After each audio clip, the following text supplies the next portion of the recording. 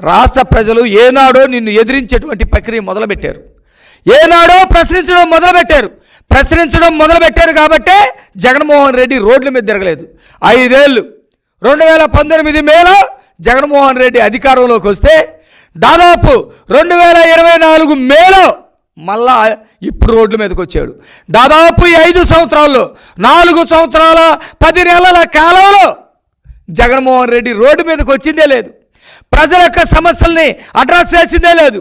ప్రజల మీద జరుగుతున్నటువంటి దాడుల విషయంలో మాట్లాడిందే లేదు. వైసీపీ వాళ్ళు చేస్తున్న అరాచకాల్ని ఖండించేదే లేదు. ఇవన్నీ చేయకపోగా చట్టాలను మొత్తాన్ని కూడా తన చుట్టాలుగా మార్చుకున్నటువంటి పరిస్థితి, పోలీసులు మొత్తాన్ని కూడా వాళ్ళ శక్తి సామర్థ్యాల్ని నిర్వీర్యం చేసినటువంటి పరిస్థితి, పోలీసుల్ని బానిసలుగా మార్చుకున్నటువంటి పరిస్థితి. మొత్తానికి 5 సంవత్సరాల్లో ఈ ఎన్నికల ప్రక్రియలో ఈ 20 రోజుల్లో తప్ప జగన్మోహన్ రెడ్డి బయటకు వచ్చింది లేదు. అంటే 5 సంవత్సరాలకి ఒక్కసారి ఒక్క జిల్లాలో పర్యటించాడు అనమాట జగన్మోహన్ రెడ్డి. కాబట్టి ఎవ్వడు కూడా రావట్లా. ఉత్తరాంధ్రలో పర్యటన చేస్తూ ఉంటే నిన్న కనీసం వాళ్ళకు ఉన్నటువంటి సెక్యూరిటీ తప్ప 20 మంది కూడా లేనటువంటి పరిస్థితి.